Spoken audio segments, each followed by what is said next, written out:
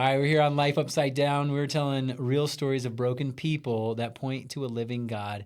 Karina, I want to hear your best fight story. I know you've got a lot of them. Such a troublemaker. Okay, before we get rolling, we're going to dive back into the story from last episode, but I want to hear about the fights. I have two. Do you want to hear one? Have you've been in some fights then? No, almost. Oh, okay, almost fights. I'm so bad. Is it where you have your I friend? almost started in like 5th grade. You have your friend hold you back and pretend like you can't get to them? Is that what you did? No.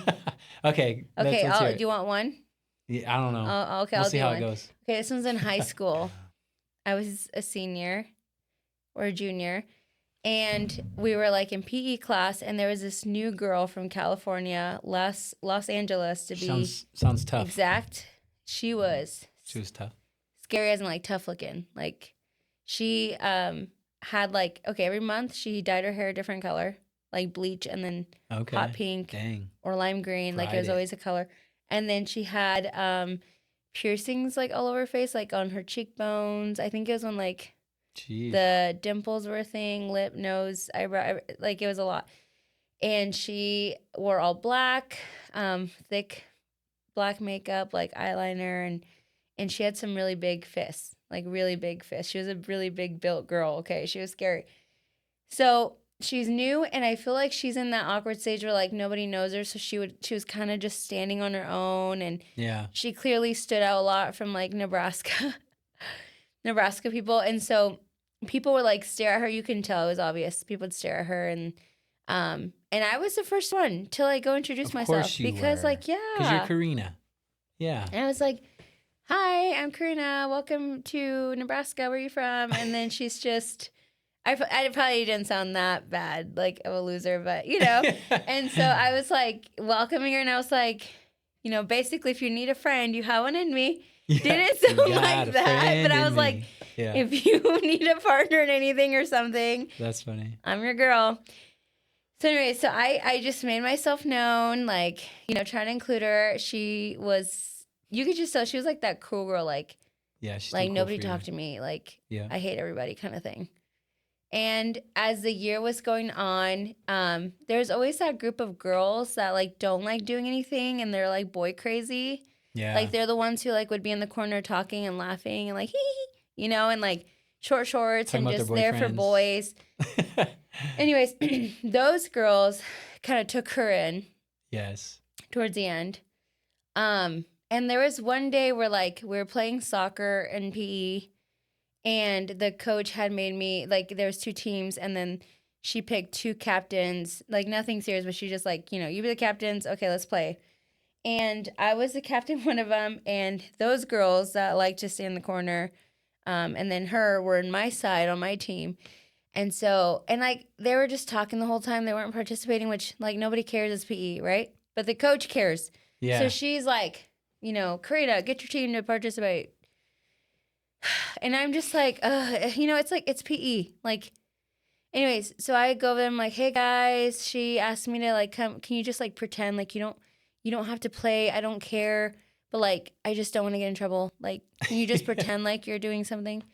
And as I say that and I'm walking away, she tells me, how about you, excuse my language, how about you shut the hell up? Oh my gosh. And then when she says that, the other girls are like, ooh, you know? And I like turn around, I'm like, what did you say? Because I'm also like, you did not say that. Because she would never. Because I was the nice one. Of course you were.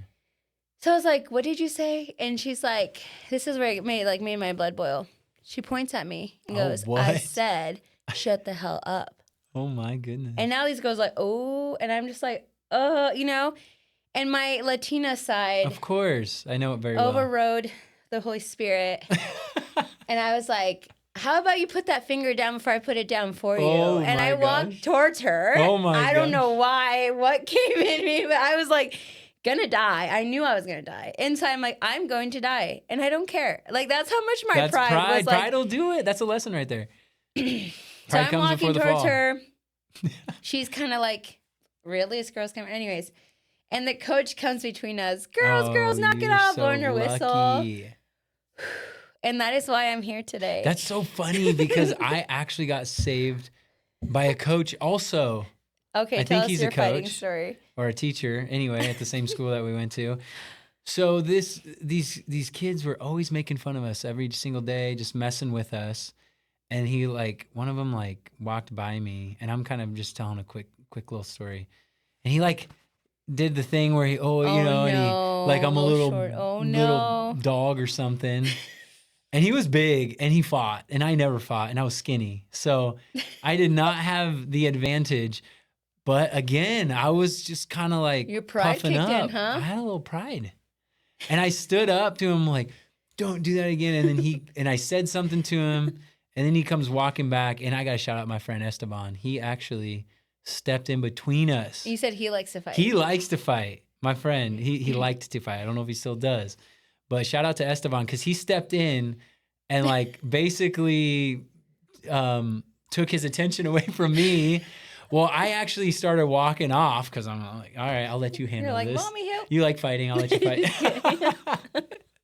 So I start walking off, and I don't know, I don't think they really like got in a fist fight, but he got separated from him at some point.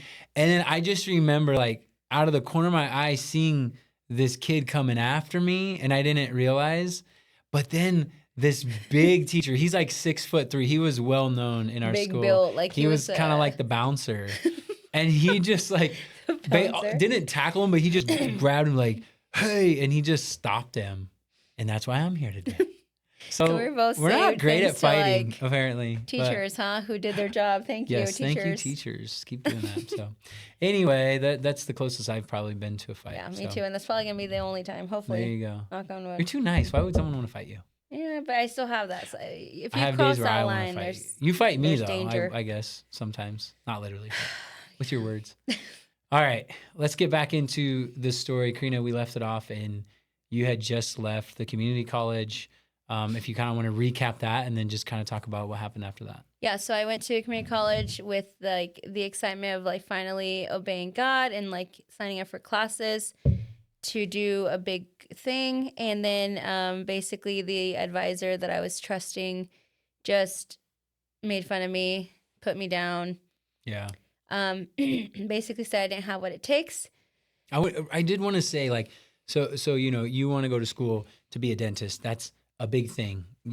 I mean, technically, yes, you have a lot of things stacked against you. And I feel like that it's that mindset, that limited mindset, because I know for a fact there are moms out there who have had kids and went to school and became a dentist or overcame even worse odds than that. And they're standing, in this incredible place. So, the odds are probably stacked against you and they're not great, but obviously people have done probably harder things than what you're trying to step into and become a dentist in your stage of life. But I feel like, I don't necessarily know what his motivation was, but I feel like it's just, there's this limited mindset, you know what I mean? In a lot of people in our culture. And I feel like it's like, you just have to, again, logically, you look at what's logical and you're supposed to do it that way. But it's like, I feel like when God is calling you to do big things, you know what I mean? Oftentimes he's going to call us to do illogical things. Yeah. And I feel like, like that. And then also I think I experienced racism for the first time, but I think I touched on that where like, I'm so thankful for God who in the moment where I was like getting really angry and hurt, but like my small mind wants to be like, you racist person, like, how dare you? Yeah. And like, God is like, no, that's sin. And why are you so surprised? Like, we talk about it. We like, but it's just disguised as, as racism. But at the root of it's pride. And it's like, he doesn't know. So it's like, he's just as much of a victim. And like, I'm just so thankful for that. Cause that could have been my motivation, right? Like, I'm going to go at this hard just to prove you wrong. And like, that is not the drive that I want to start this with. Like that could just like ruin this whole thing. You know what I mean? I could become someone I don't want to be just because of like that anger and stuff. But it still hurt. I remember leaving crying and like confused and like, wow, like, ouch. Like all my fears were just literally thrown in my face. Wow. It's one thing to like think about it and overcome it to like someone actually like laughing at your face and throwing it at you. And I remember going to my car driving home. And like before I walked in the house, like I kind of knew you were gonna be like, how'd it go? And all this stuff. I feel like I'm trying to like I'm all excited. build up stuff like myself so I don't cry. And like I kind of like cried in my car. Like I let it out because I put myself out there and like it was embarrassing. And I'm like, okay, God, like I went out there, I did what you said, and like that door was slammed shut in my face. And like I'm not doing that again. Like I was like, if you really want this, once again, I'm kind of like questioning it. Like, if this is really you, like you're gonna have to make it happen because I'm done like trying. And while I was in there with him, I had a missed call. So I had applied at this other college, and it's more of like a private, and it's expensive. And the only reason why I applied was because my friend was going there for nursing. They have like a huge nursing program and stuff. And she had told me that they had like a dental field, and so, or biology major stuff. And so she was like, you should apply. And I was like, no, like, one, it's expensive, and like I'm not gonna get in. Because like I said, it's been years since I've been in college. And I'm like, I'm not gonna get in. That's like that's a high-end college. I can't do that. And so she goes, just apply. Like, what's it gonna hurt? Yeah. You know? And so I gave her that. Like, I think that way. So I'm like, okay, I'll just apply, and then and you're also trying to save money. Yeah, so I also was like, that's not even an option because that's expensive. Yeah. But I did it. I applied. And then when I was in my car crying, having this like fit, I had a missed call, and I listened to it after I like wiped my tears off and told God, you know, you take over if you want. And I had a call saying, hey, just calling you from this college. I just want to congratulate you because you're accepted, and give us a call so we can get you enrolled and give you your classes.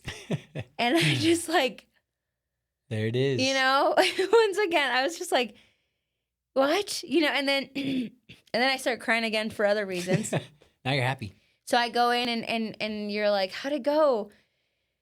And I'm just like, oh, it went bad, and then it went good. And like, I don't know, it was just like, it's a roller coaster. But I feel like at that point now, I think you were starting to feel the weight of it. Like from like, this is just a crazy idea of Karina's. Like it's probably not going to go anywhere. Well, that's a dynamic of our marriage that we've had to navigate.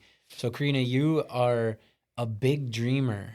Now, where we're sitting today, I've learned that, but we'll start walking through the process. But I'm not as much, or I wasn't, you know, at this point in our story. And so like, I remember even the first time that you told me that, hey, I think maybe God is calling me to do this. Like, it's just like, really? Like in my limited mindset, it's like, you know, and I know it was you, it wasn't me, but now we're married and we have all these other obstacles. And the funny thing about you're a dreamer, and it's like, sometimes you'll spill your dreams on me. Like you'll be like, oh, you know, you want to do a coffee shop and you want to be a dentist and you have all these things, but it's almost like you're just kind of thinking out loud. But when I hear it, I'm running it through this lens of, well, I see every single day, every single thing I have to do every single day to even get there. And I'm just trying to like, and that makes sense. But like, I feel like if I don't have that big vision goal, then I it's hard to move forward. You're not motivated. But you don't see that big goal, so like you're just gonna be taking those little steps, and you're like, where are you going? Oh, I don't know. You know what I mean? Probably walking in circles. And I just want to put on my jetpack and take off to the big goal. Yeah, like you're gonna skip all these steps. So and you just at least ground me and help me, like, Karina.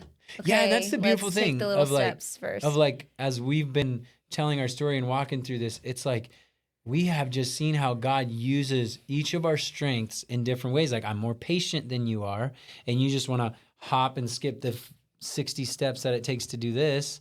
And I'm like, well, okay, we have to. I don't got time for the baby steps. We've got to take each step and probably strategize each step if we're going to actually get there. And so it's been this long, like, process. And I'm like, you got to have that big vision to like strategize, like to know what steps to take. Otherwise, you don't know. So both things are equally important. But in this season, you know, when you first came to me, like, I think I'm supposed to start going to school to be a dentist. I'm just like, And even then, like, I'm still really, like, uncertain too. Like, I'm literally walking by faith, and it's something that, like, I don't want to do. I have a passion for the dental field. Yep. But I was content with just staying where I was. You know what I mean? Because, like, I'm mom, I'm married. Like, I'm glad I love being a mom. And, like, I'll go into that a little more, but it's like I was in no hurry to, you know, but I think it was just God who was showing me. And here's another thing I didn't say is, like, when I was working in the field and God was showing me these things, I worked with some rough doctors. And like, I just saw what it could be. Like, what kind of people are out there, like, taking care of people, right? And there was times where I wanted to quit, like, just walk out and be like, no, like, enough, right? And I wanted to quit, and I'm like, hey, God, this is it. This is the last final straw. And he's like, nope. And I'm like, you know, there's fine. plenty more straws. And, like, I like, would cry at work just to myself, and I'm like, why do I have to put up with this? Why do I have to be, like, insulted or made fun of for my beliefs? Like, why do I have to deal with this? And he would tell me, like, Karina, I need you to see what you're going to go up against. I need you to see what kind of people are taking care of my people. And I think that he is, like, calling believers to step up to higher callings, but it's just because it's so afraid. It's so they're so afraid, it's scary, or it's intimidating. This is intimidating. If it, like, out of everything, this is really intimidating, because the people that you're going up against are giants. Like, they're like Goliath. Like, they're scary. You know what I mean? And, like, God is like, he needs us to step up to these things. You know what I mean? And so, yeah, God showed me a scarier side, or like a side with, like, a high need of, like, his hands and feet to be present. And I remember you talking about, which is kind of interesting. You were talking about how in the dental field, there's actually people who go to school to then help retrain doctors, because a lot of doctors are trained to make money. Yeah. And not patient care. Yeah, just in the medical field. I had a friend who went to school, and her like, career path was to retrain doctors in general. Like, not just dentists, but doctors, because they go with the intentions of, like, I want to care for people. I love working in the medical field. But once they get to a certain level, or, like, money wise, I think that they lose their vision. Like, and so then her title or her career is to retrain them. And so that's wild. And I think she told me her student debt was like $100,000. So I'm like, do you actually get hired by doctors to do that? Yeah. You know what I mean? I'm just like, do you actually, like, the right will you ever pay that off? Yeah. Anyway, so yeah, so there's things like that. But so anyways, but, like, it's still scary, you know what I mean? Like, you're over here, like, demanding answers now, right? Because it's like, okay, we're doing this, but I'm also like, I'm just walking in this by faith, just like you. Like, I can't tell you anything else. Like, yeah. So we had to, I'm sure there was some fun conversations to be had there, but at some point we agreed that you were going to go part-time as a part-time work, and go full-time student. And full-time student. And I think I remember that first semester I took my real estate license test. And remember, we actually had a test on the same day. That was terrible. Finals. And did we have 3 at home? Yeah, we had 3. And so you had to, it was during COVID. I'll let you explain some of that. Yeah, so I went right during COVID. Masks were required, and, like, it was everything. Maybe a few months in at that Labs were in person, but, like, testing, everything was online. And so I was taking my finals online at home, but it would be where, like, the instructor would log in, and she can see everyone through the webcam. So you're still being watched and stuff, and you're, like, on lockdown, so they can see if you're getting on the browser and stuff. But anyways, I have, like, 3 toddlers. Like, they can hear your mic, they have access to your mic, so they can see everything. And you had to go test this 4-hour exam, and I had my biology exam. Yeah, and I just remember around that time, like, again, this is, I think, as we're talking about all this, it's like, I think the theme is teamwork. Like, I mean, we've been doing teamwork since the day we've been married, but it's like, there's been moments where you step up and then moments where I step up, and God's been so gracious to just help us stay on the same page because, like basically when you tell me you want to go to be a dentist, like I have to align with that or our home life is going to be very difficult. Like you can't just make that decision, if I'm not on board. And so that's what's cool too, is the Lord graciously like showed me like, hey, I remember like slowly I was like, okay, I think he is calling her to this. Now we got to figure out how can I help? And that was a whole process within myself of like, because honestly, I've battled selfishness for a long time, still do. Obviously, we all have our quirks. And sometimes I can get very self-centered.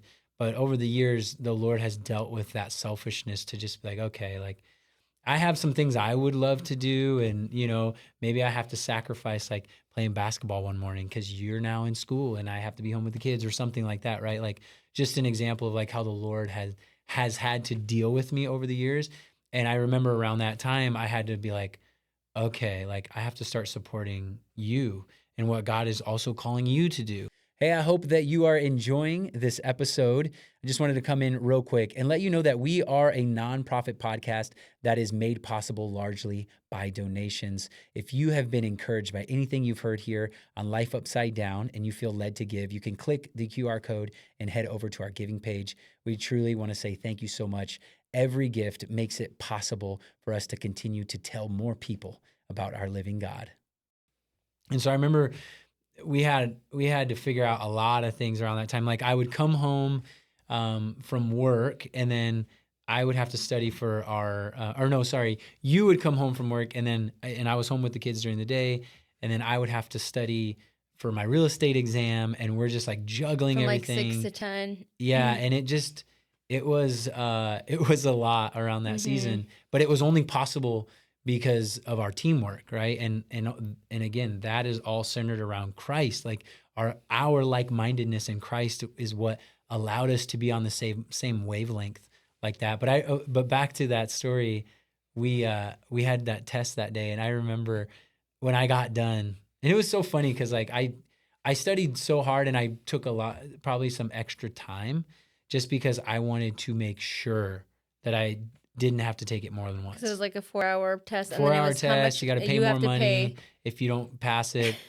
And then I remember when I called you, you were stressed out because you were taking a test with 3 kids. Luckily, I didn't have to have the 3 kids with me. But I remember you're just like, did you pass your test? I was like, if you didn't, I didn't know. They didn't show you your things right away, so I didn't know. But I felt so discouraged. Like, I did good. I didn't do great. I did good, though. I did good. I passed. Which is good with 3 kids. It was good, and I was so nervous. Like, oh, my gosh. Like, I felt like I probably failed that. And so I'm like, you better give me good news because I'm going to freak out. And anyways, I did. Yeah, you did. I passed, so. But I was going to say, I like how you mentioned the teamwork because I think there's this idea of, like, 50-50, which I think is so, like, I don't know. I think it's so toxic. Like, it's like, well, I'll do my part and you do your part. But it's like, I think it should be 100-100. Kind like, of conditional. If you go all in and do your best and I go all in and do my best, there's never going to be a void or an area that's lacking. You know what I mean? Because, like, if I come short in one way, like, you're going to come and, like, serve. Yeah. And then if you ever can't make it to some extent, I'm going to come in and serve. And it's just everything's going to be taken care of. Like, and I feel like I come in with this mentality of like, I just want to serve you. You know what I mean? I'm not looking after myself. Like, well, I already did all this and I did the dishes and I did this. So like Ryan needs to help. Like, that's like a roommate mentality. Like, like, no, that's my husband. Like, I am going to, serve him in any way, shape, and form. And then when I was at work and you were home, you wouldn't be like, well, she's a woman of the house. So when she gets home, she has to cook and she has to do laundry. No, you're like, Karina's at work serving her family. And when she comes home, she's going to be tired. And like, I want to serve her. And like, dinner would be cooked and laundry would be washed and folded. Yeah. And like, it just took so much like stress off of me. You know what I mean? Because I was dealing with a very toxic work environment. So it's like, it just gave me this like relief. Yeah. But we would both do that. You know what I mean? I remember I got really good at cooking rice around that You time. did. You And were now, pro. And you're now better when than you me. ask me, I'm like, I don't know if I remember because it's been like 4 years since I've been stay-at-home dad. And so anyway. So I think I know it was hard for you, but you still did your best to like support me and like encourage for me. sure, yeah. But as like just stepping into this, I was never able to find any kind of encouragement or like support from any like women or group. Like worldly people would be like, "Oh, that's crazy." Like you going that's back to not be a possible. dentist? But then I'd go to Christian friends and I would be like, look what the Lord is like calling me to do. Because this is new to me too. I don't know how to navigate this. How do you navigate going to school and being a mom and like, you know? And so I'm like legitimately looking for counsel, advice, anything. And they were also like, no, like that's not possible. Like you are just supposed to be a stay-at-home mom and like be a mom. And so it was just no encouragement at all from either way. And here's the thing with that I want to touch on. So, and I get this still till this day. People are like, "Oh, like, so when are you done with school?" And that question alone is so like, because like I've had to really walk through this with God. Like literally every year, I am just walking with God. Like there are times where God goes, "Yep, let's go, another year." Take some classes. Right? Yeah. I'll do a whole year full time, and then life happens. You know, there was a year I took off, and I'll touch on that with my dad. And like we are having a family still, like we were having our baby. So it's like life happens, right? But like as I'm walking through this journey with God, he's had to work with me because me is like, I just want to go hard on things, right? Like I just want to get to the goal. Like go get if her. it were up to me, I would have been done already. Like, and I think where I go, you can take up to 20 credits or 22 credits for the same tuition. For our family, but. So like that would be, but then I would neglect my family. So it's like, I'm not doing this a worldly way. It's like, well, you have to, you know, go through all 4 years straight through and then go here 4 years and be a dentist by this year.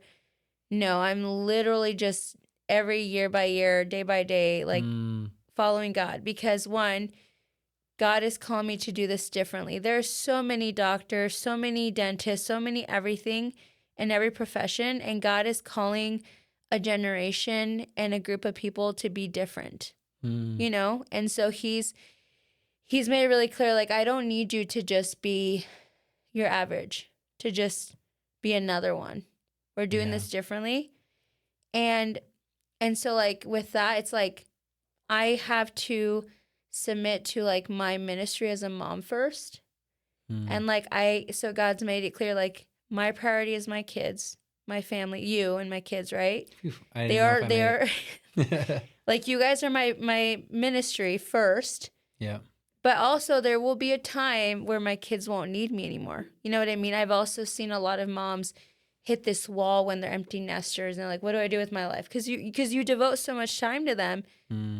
And so it's like I wrestled with both of those, and it's like God's had to show me like, okay, you have these passions that I put in there, and there will be a season for you to act on those passions, and like there will be a season where I will be able to practice and finally be a dentist. But right now, I'm in this season with my kids. Yes, I'm like taking classes and I'm slowly chipping away at it because it's like 8 years. So like it's a lot.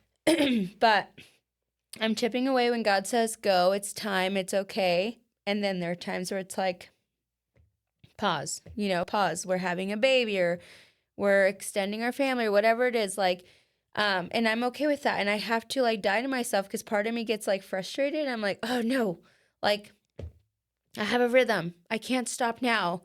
And God is like, slow down. You know what I mean? Yes, and, I know. And this is another thing is like, while I've been a stay-at-home mom, like God has shown me like there are so many lessons as a mom that he wants me to learn that will be very vital and important and useful when I become that ideal dentist that he wants me to be.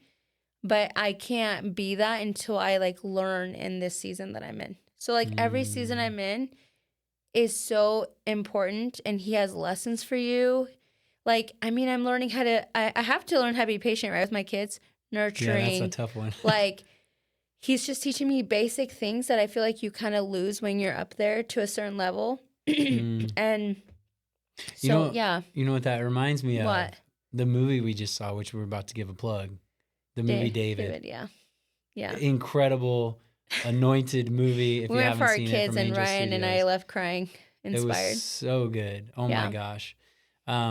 But I want you to touch on, because I love the way you kind of share that, the David and how that kind of that story played out. Yeah. So, and I heard this in a sermon too, and the movie, I think, like, just really portrayed this well. But yeah. So David was like a young boy, and he was prophesied to, you're going to be king one day. And once again, it makes no sense because he's just this young boy, and he's a shepherd boy. He takes care of sheep. And then he has all these other brothers who are like military, like they're built tall, like ideal king worthy, right? And so he gets prophesied, you're going to be king one day. It doesn't make sense. He's technically not qualified. And I'm sure David like wrestled with that, right? Like, when am I going to be king, or how, or when? Like, all these doubts, because like, dude, I'm taking care of sheep. But like, while he was in his shepherd field taking care of sheep all those years, he's had to wrestle bears and lions to take care of them. And he got so good at his skill with the stone and the sling, that it is because of that season he was in that he was able to defeat Goliath when it was time. Yeah. By the way, if you've never seen like a legit sling, because when I've heard the story, you know, you think of a slingshot. I had one. I used to shoot rocks. Yeah. Like, if you look up a legitimate sling and stone, it's insane. Like, it would totally crush somebody's head if you were accurate. So anyway, go look it up if you haven't seen that. Yeah. So I like, just that idea is like, okay, if he didn't ever have that time with God and just that time to build that skill, he probably would have been crushed. Just like, and not even that. You just said that, and I just had this thought. Not even just the skill, but it was his faith in his God. I imagine in the downtime, like, you know, he learned how to play the music, and also there's something when we put our skills and our gifts to work. Like, even in the last couple months that I've been working on this, that we've been working on Life Upside Down and preparing for all this, like, there are moments where I feel like I am in total worship while I'm working towards this thing that God has given me. And I imagine David in the shepherd field, whether it's like him learning his instrument or practicing with his sling, or even being a shepherd, or even just being quiet in the stillness out there with God, to a point where he hears some, like, this giant talking stuff on his God. And he's like, no one talks about my God. And then he steps up and says, my God's going to deliver you into my hands. Just watch and see. And that comes from that abiding season, which is kind of what you're talking about as a mother, you know? Yeah. And then when he uses unqualified, like someone that society says you can't do that, it just glorifies him even more. Love that. So anyways, I have to like die to myself, my own understanding, every time I go back to school, because there's this idea, there's this system, right? It's 4 years undergrad, get it done in 4 years. I mean, they even give you like your date of graduation. Like, this is when you should graduate. So you have this like goal to go for, and expectations. So every time I'm stuck on that like system, God has to be like, patient. It's my will, my calling, my timing. It's not yours and and it's really hard because that's not talked about. Like, I don't have any friends that can like encourage me on that. You know what I mean? So anyways, that's a journey. I just finished my third year. We're gonna have a baby here in a month and a half. Let's go. And it's okay, because, you know, this is also our legacy. Like, we're building a legacy, which is such a huge thing. And I'm okay with that, you know? So, like I said, every year by year, we're just trusting God. And when he says it's time, it's time. And when he says rest, I rest. So, cool. Yeah. So we ended up getting hit with COVID. And we got hit so bad. And I remember it was around Thanksgiving too. We're supposed which to leave was that the day. frustrating part. It was so, like, I love going back home and being with family. And we got COVID, and we were sick for like probably 12 days. like knocked out in the bed, the sickest I've ever been. So COVID was no joke. It was a real thing, and it definitely hit us. And I remember a moment when I had COVID, where like we had talked about in our last episode, where COVID kind of hits, and I got this like anxiety, but I was like in the midst of just like, it was like every day. It seemed like I felt like I was getting better, and then I would go do something like take out the trash, and then I'm just like dead again. Like literally, I'm like, oh, we're getting better. Like 4 days in, and then 5 days, 6, 7, and it was like so bad. I just said it again. It's such a nasty virus. It was so bad, and so we missed Thanksgiving. But I remember this like that lasted like, it felt like 3 weeks, where it was maybe even a month, where we really felt affected. At some point around the 2-week mark, I think we started to be able to like, feel a little better, but we would get winded and stuff. And so I want to say it was somewhere around January of 22 is when Uriah, is when our youngest was going to be born. And then you still kind of had those remnants of COVID. Well, I had COVID during like November. Yeah. And there's different strands. This one was like, I think Delta, the respiratory one. So I legitimately couldn't breathe. Like I actually they call it COVID asthma. Oh, really? Yeah. So like it's a thing. I guess post-COVID, like I got an inhaler, and I can tell my lungs don't work the same. So you were 8 months pregnant at that point. Yeah. Or I was 7 8 months. maybe. No, I was 8 months pregnant. Okay. And I had this COVID, and when I started to feel like I couldn't breathe, I started to panic, and then it would get worse. The more I thought about it, and the more I'd give into the fear, Yes. I struggled to breathe. So like my sister, I called her, and she's like, you need to, because she had it before, and she's like, you need to calm down. If you freak out, you won't be able to breathe, and you calm down. So I did, and then like I went to the ER, and they gave me asthma, an inhaler. But now I think COVID is still kind of like newish with like babies and stuff. So you don't know again. So like I had to get monitored, like doing an ultrasound every week to make sure the baby's like okay, is it alive, any defects. They didn't really know what was going on with that. And then they gave me a medicine in my IV to speed up the virus so I can get better. Yeah. And that was like a whole hour thing. And then so it was a whole thing. Yeah, it was pretty bad. But there were times where I thought I was going to like legitimately die. But then once again, I had to remember like, no, like the Lord said I wasn't. Like, Yeah, I had to remind myself. And I think you did too. Cause I would I had a moment like that. I would like, and like panic. And it's like, no, he said, and then I would be like, okay, Yeah, it was and then I didn't know if my baby was going to die. You know what I mean? And like, and I would have to pray over him, and I would feel him move, but I knew it was like a warfare for both of us. So, after we're getting over COVID and everything, I think now it's like Christmas. We don't have COVID anymore, but I'm still wrestling with the post-COVID because my due date was like in January. But I'm still like dealing with like this nasty cough, this like asthma stuff, symptoms. But then I remember Christmas Eve, I get a phone call at 5 a.m. And it's my sister. And she tells me that they got a phone call from the hospital that our dad, who I talked about, was absent when I was 7. He walked out on us.